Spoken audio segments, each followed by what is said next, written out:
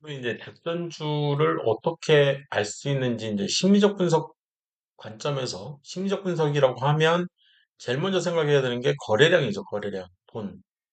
그래서 이 돈 거래량을 어떻게 이제 분석을 할 거냐. 그 분석 기법 중에 하나가 OBV는 매집했냐, 못했냐. 세력이 이제 매집했냐, 못했냐. 이제 그걸 보려고 만들어 놓은 지표라는 거고요. 근데 사실 매수세를 기준으로 이제 만든 지표인 거죠. OBV는. 기관의 디지털 신호는 이제 제가 만들어 놓은 분석 기법인 거고요. 그래서 음모집에 대한 얘기들이 나오는 거죠. 그래서 호가창을 기준으로 제일 먼저 이제 호가창 위아래를 막는 큰 물량을 보려고 하는 거고, 이건 이제 또 다른 얘기죠. 호가창을 기준으로 해서 비정상적으로 큰 물량, 7만 주는 너무 비정상적으로 큰 물량이라는 거죠. 이 밑에 보면 5만 주, 4만 주, 4만 주, 뭐 이렇게 비정상적으로 좀 큰 물량이 이제 세력의 물량이라고 생각을 하고, 내가 살 때 이 7만 주는 안 건드렸으면 좋겠다. 내가 팔 때 이 4만 주는 안 건드렸으면 좋겠다. 그러니까 내가 팔더라도 내가 5만 주를 팔아야 돼. 그러면 한 번에 파는 거는 비추. 한 번에 팔면 주가는 향후에 상승할 거라고 예상이 된다. 그리고 내가 한 번에 10만 주를 샀어. 그래서 이 물량을 다 건든 거죠. 그러면 향후 주가는 하락할 것으로 예상이 된다. 이렇게 생각을 하는 거죠. 물론 단기입니다. 단기 하락인 거죠. 단기면 한 달이죠. 지금 그런 물량들이 이제 눈에 너무 띈다는 거죠. 11만 주, 막 이런 식으로. 그러면, 전 세력들이 주가를 관리하고 있는 거 아닌가? 2천억 미만의 소형주들 얘기입니다. 에스코텍, 그래서 이제 매집이 이렇게 되는 모습, 이 OBV를 기준으로 이렇게 상승을 하면 U자라고 이제 표현을 하는데 U자가 이제 매집을 나타내는 거고 좋은 사람들 기준으로 이제 기관에 속한 차티스트 3개월 동안 계속 주가 연동 테스트하는 모습을 밑에서 볼 수가 있는 거고요. 네, 네, 디지털 신호인 거죠, 이렇게 0101, 0101 기준으로. 그래서 OBV는 언밸런스 볼륨이고 뭐 이렇게 얘기를 하면 되는 거고. 이 정도 이제 뭐 이론적인 측면은 지나가야 된다고 생각을 하고 있기 때문에 넘어갈게요. 이것도 이제 하도 많이 얘기하는 얘기니까 다 넘어갈 거고요. 보통 일반적으로 선도 세력이 얘기를 할 때는 선도 세력이 있고 2차 세력, 3차 세력까지 이제 생각을 해야 되는 거예요. 그래서 일반적으로 선도 세력은 이 시가총액 기준으로 2천억 미만인 경우에 개인인 거죠. 근데 이 2차 세력부터는 기관이 될 수가 있는 거예요. 또 다른 개인이 될 수도 있지만, 그리고 3차 세력은 이제 외국인이 돼서 10배까지도 날릴 수 있는 금년적인 이제 여력이 있는 거죠. 그래서 선도 세력이 초소형주를 소형주로 만들거나 소형주를 중형주까지 이렇게 2배 정도 주가를 끌어올리면 중형주에서 대형주로 이렇게 만들어주는 거는 기관이거나 아니면 외국인인 거죠. 이해되셨죠? 네. 그래서 그런 모습들을 이제 처음에는 기관 물량이 이제 이 디지털 시그널이었다가 3개월 정도 이렇게 계속 테스트를 진행을 하다가 나중에는 OBV이고 기관의 디지털 시그널만 이렇게 보이다가 지금 컴투스를 보고 계신데요. 아날로그 시그널로 이렇게 바뀌는 거죠. 기관 물량이 보이시죠? 네. 기관 물량이 이렇게 아날로그 시그널로 이렇게 보이다가 이제 외국인 같은 경우에는 기관이 막 사서 주가를 끌어올리니까 이제 팔고 있다가 이거는 이제 단기 세력인 거죠. 왜 개인 투자자들 일반적으로 그러다가 주가가 이제 이렇게 고점을 어느 정도 찍었을 때부터 들어오는 이 외국인 세력들은 이제 외국인 외국 기관 투자자들인 거죠. 그래서 이제 더 이제 주가가 두 배로 또 버티는 그런 현상을 볼 수가 있는 거죠. 그래서 음, 여기는 이렇게 보셔야 될 것 같아요. 기관이 매집을 이렇게 하는 모습을 여기서부터 이렇게 여기까지. 이게 이제 아날로그 시그널이라는 거고요. 그리고 나서 외국인은 얘는 개인이고 여기서부터 이만큼은 개인인 거죠. 개인이 파는 거고 이쪽은 이 오른쪽에 해당되는 애들은 기관 투자자인 거죠. 기관 투자자들이 들어오는 모습을 볼 수가 있는 거죠.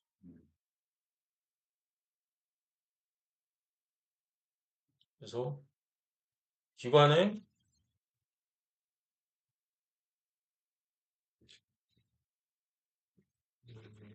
순매수라고 생각을 하면 될 것 같고요. 이렇게 기관의 순매수, 얘는 외국 개인 순매도,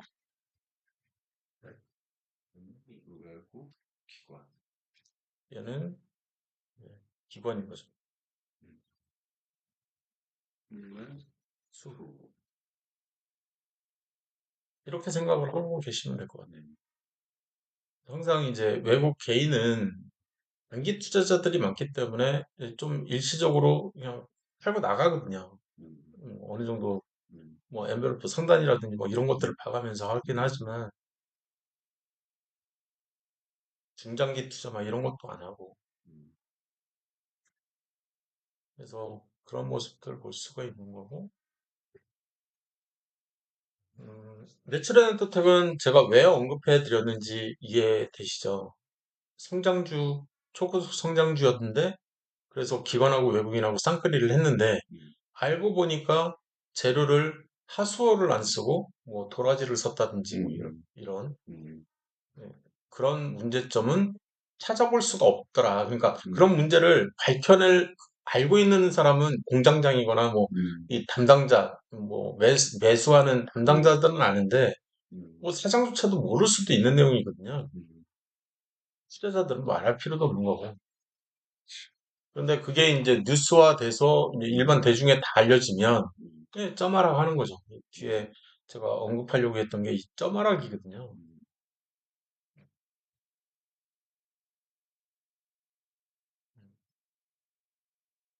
분산하고 뭐 톱니오파형 뭐 이런 얘기들, OBV 분산과 매집에 대한 얘기. 제가 이 빗셈전자를 얘기하는 이 빗셈전자를 언급한 가장 큰 이유가 뭐예요? 가장 큰 이유.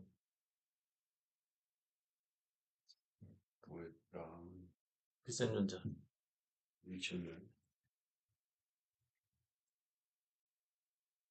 빗셈전자의 위치를 보시면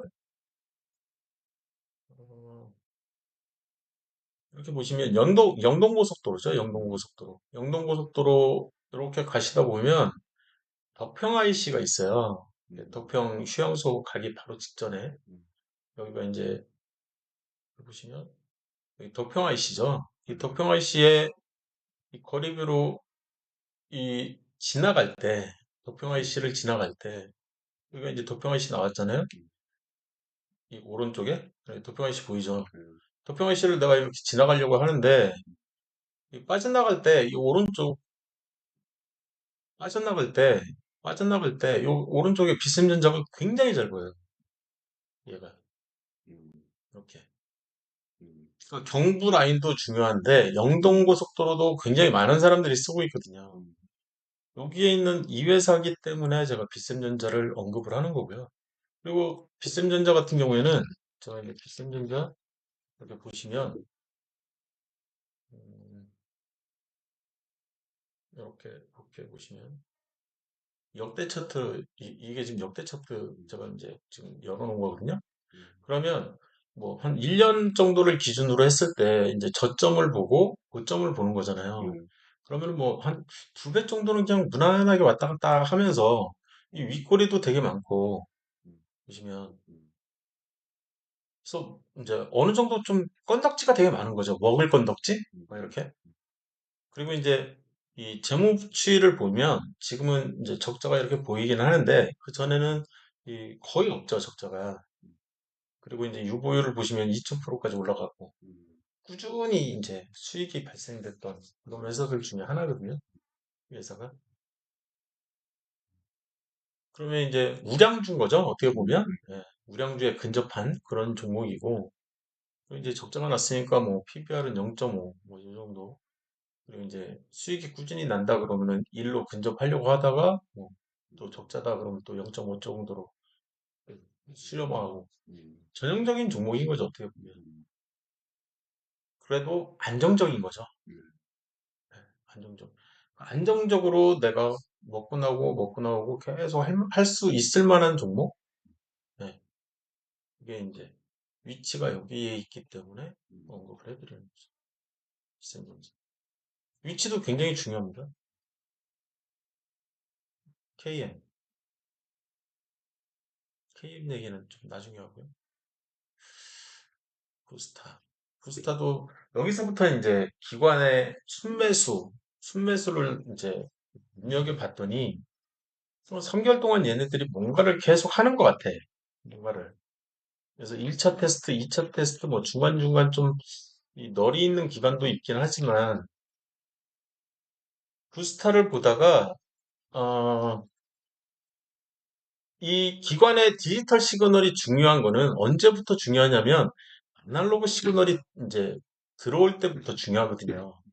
그래서 이, 이, 이 디지털 시그널을 분석하는 것도 중요한데 우성사료처럼 우성사료가 지금 이제 좀 유심히 쳐다보면 얘가 이제 기관 보유 수량이에요. 그래서 0에서 1로 요런 모습을 보이는 거죠. 이렇게. 이렇게 0에서 1, 0에서 1, 1, 1, 1 갔다 1에서 0, 또 1에서 0 갔다 0에서 1 갔다 이렇게 했다가 여기서부터는 뭔가 아날로그 시그널처럼 보이잖아요. 이게 이런 부분들부터 이제 눈여겨봐야 된다는 거거든요.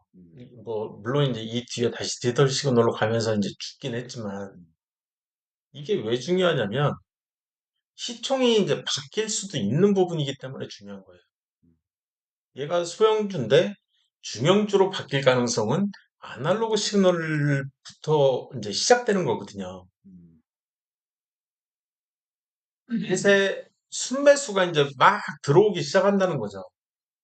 순매수가. 기관의 순매수.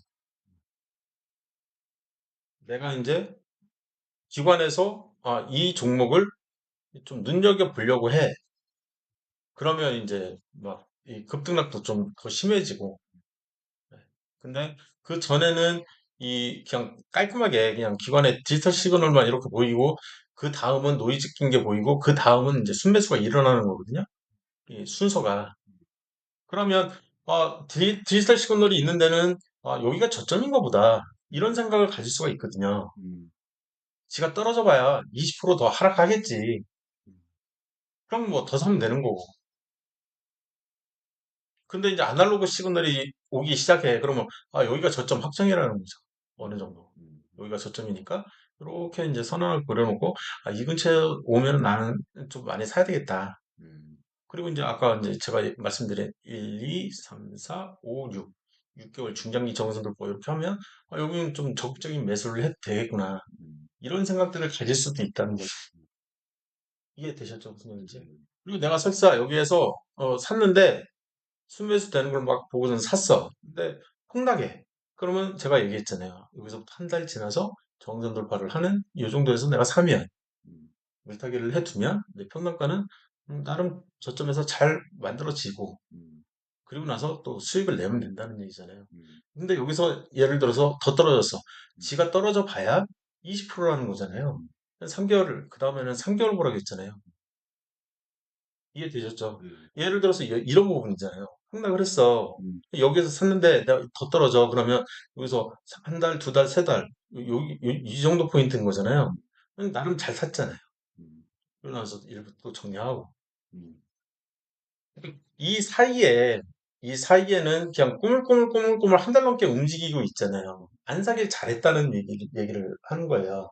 내가 언제, 왜 사야 되는지. 음, 그런 포인트들이 중요한 거잖아요. 이해되셨죠? 네. 네. 지금은 이제 기관의 디지털 신호가 이제 작은, 되게 이제 집중적으로 지난 시간에는 그런 게 뭔지도 몰랐으니까 이제 그런 부분들을 공부를 했다면 지금은 이 기관의 디지털 시그널이 3개월 단위로 계속 나왔다 없어졌다 나왔다 없어졌다 이러고 있으니까 왜 그러고 있는지 얘네들은 왜 3개월 단위로 그런 테스트들을 하는지 근데 결국에는 이 기관의 순매수가 이 결정을 하는 애가 이 앞에서 살까 말까 살까 말까 뭐 쪼물딱쪼물딱 계속 이제 그걸 하고 있는 거죠. 장난질 치고 있다가라고 저는 생각을 하고 있는 거고. 처음에는 이제 선도 세력이 이쪽 기타 법인 쪽에 이제 있다고 생각을 하고 있는 거고요. 음, 그리고 나서 이제 투신도 들어오고 음, 이렇게 은행도 들어오고 사모펀드도 들어오면서 음, 아날로그 시그널이 만들어지고 있는 거죠. 음, 이 우성사료가 좋은 종목이 아니라면 얘네들이 살 이유가 없는 거거든요. 음, 그래서 이제 이거는 이제 대신증권 같은 경우에는 이 금융 투자는 어떻게 사고 있는지, 매매를 어떻게 하고 있는지, 뭐 기타 법인은 어떻게 매매를 하고 있는지 이런 것까지도 이제 제공을 하고 있기 때문에 아까 위에 보시면 이제 투시는 뭐 어떻게 매매를 하고 있는지, 음, 은행은 어떻게 하고 있는지 이 음, 각각에 대해서 이제 제공을 해요 또 이런 식으로 요 밑에 있는 이런 식으로 그래프. 예, 차트로 그래서 차트로 한번 본 것뿐이고요. OBV 분산보다는 기관의 디지털 시그널을 더 믿어라. 그 얘기를 음, 하는 게, 음, 이 분산이 일어났다고 해가지고 쫄 필요는 전혀 없거든요. 음, 이렇게 음, 매집이 이제 일어났다가 분산이 일어났는데, 음, 이 분산이 일어난 가장 큰 이유 중에 하나가 이 고점에 있는 이 봉 차트가 음봉이기 때문인 거거든요. 음, 이게 양봉이면, 이게 양봉으로 끝났으면 여전히 매집을 알려주고 있었을 거거든요. 그래서 약간 그런 데에서 오차가 발생을 할 수도 있어요. 이 OBV는. 음, 분산이 아닌데 분산인 거지. 음, 그런 오류가 뜰 수도 있거든요. 음, 그러니까 여기도 마찬가지거든요. 여기는 양봉으로 끝났기 때문에 위로 치고 올라가는 거예요. 음, 이게 음봉으로 끝났으면 여기서 훅 주저앉거든요. 음, 똑같은 차트인데 네, 여기하고 요 차트가 음, 이해되셨죠? 네, 예. 이 양봉이냐 음봉이냐에 따라서 이게 매집이냐 아니면 분산이냐 이렇게 이제 결정을 내려버리기 때문에 음, OBV는 그런 이제 오차가 발생을 할 수밖에 없는 이제 지표가 돼버리는 거죠. 그래서 이렇게 해서 분산을 나타낸다라고 하면 이제 아 이거 분산인가? 아, 세력 다 나갔나? 이런 식의 이제 음, 오해는 하면 안 되는 거죠. 5분석이죠, 5분석. 이거 보면. 이제 음모집에 대한 얘기가 이제 시작됐는데요. 음모집은 메인은 이제 일반적으로 금융투자, 증권사들 얘기인 거고, 서브는 이제 은행을 얘기를 하는 거고, 그래서 음모집은 이제 약속인 거죠, 약속. 약속. 각 숫자별로 어떤 의미가 있는지. 이거는 이제 종목마다 다 다르지만, 그래서 상승을 나타낼 수도 있고, 하락을 나타낼 수도 있고, 아니면 추세 반등을 나타낼 수도 있고, 뭐, 이 주식에서 사용되는 모든 용어들을 저 10개로 이제 때려 박으려고 하는 거죠. 근데 이제 여기에서 중요한 거는 기관의 디지털 시그널이 있으면 세력이 장난치나 보다. 음, 예, 그것만 알고 계셔도 음, 뭐, 장난치나 보다. 음, 예, 장난치고 있어서 뭐 어쩌라고. 그럼 나중에 지금 쳐내리면 어, 나중에 또 쳐 올리겠지. 음, 예, 그 세력은 절대 안 나가거든요. 제가 계속 말씀드리지만 음, 한 번 들어온 세력은 또 먹고 또 먹고 하기 때문에 음, 그래서 뭐 사사가 뭐 전저점을 무너뜨린다 그러면 뭐 저걸 참고를 해서 내가 이제 마음가짐 내가 배추 들고 있는데 아이씨 전저점 깰라나 보다 알고 당하는 게 이제 차라리 낫다는 거죠. 음, 그래서 손절을 하는 게 낫지 않냐. 음, 뭐 그게 낫다고 생각하면 손절을 하시는데 저는 이제 손해보고 파는 것 자체가 너무 싫어서 계속 기다리는 거죠. 원하는 시그널이 올 때까지. 그런 다음에 수익을 내고 나오려고 하는 거죠. 물타기를 해서. 그러면 어떤 시그널에서 내가 살까? 6이 좋을까? 5가 좋을까? 계속 그 생각을 하는 거예요. 그래서 이제 그 분석을 했던 거고요. 예, 마니커 같은 경우에는 어느 날 봤더니 금융투자에서 119주만 샀어요. 음, 이거 뭔가 의미가 있는 숫자 아니야? 음, 이 119잖아요. 음, 그러니까 그런 얘기를 했단 말이죠. 여기서 1의 자리 숫자, 10의 자리 숫자, 100의 자리 숫자, 이 1의 자리 숫자, 이 10의 자리 숫자와 100의 자리 숫자는 날짜, 기간을 나타낸다. 음, 그래서 100의 자리 숫자 더하기 10의 자리 숫자 하면 특정 날짜가 나온다. 그러면 9니까 1이잖아요. 음, 1이면 이틀 후가 된다는 얘기예요. 음, 이틀 후에 9가 나타내는 게 뭐냐? 음, 그게 중요한 거잖아요. 음, 그래서 일반적으로 9는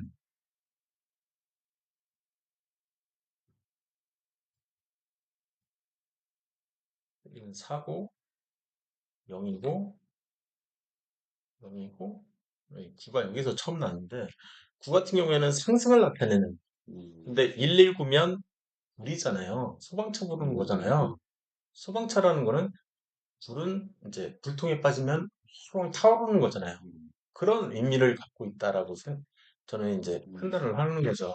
음, 그래서 그대로 해석을 하면 10월 27일 날 이 빨간 날에 음, 119를 띄워놓고 1은 이제 음봉음봉을 띄웠지만 9는 그 다음 날 음, 빨간 장대 양봉을 만들어냈거든요. 그리고 나서 불태운 첫날이거든요. 음, 그리고 나서 여기서부터 600원이 1200원 두 배 날라간 음, 그게 이제 마니커에서 이런 턴이 나왔다는 거죠. 음, 그러면 내가 이제 막 이걸 막 일삼아도 찾으면은 더 좋긴 하겠지만 음, 뭐 시그널에다가 넣어가지고 이제 뭐 음, 순매수 넣어서 여러 이 119주면 음, 이런 걸 코딩해가지고 막 음, 나타내가지고 이 나오는 종목마다 다 분석해보면 되잖아요. 음, 근데 저는 이제 그렇게까지는 안 하지만 이 129가 나오는 종목들이 의외로 좀 있거든요.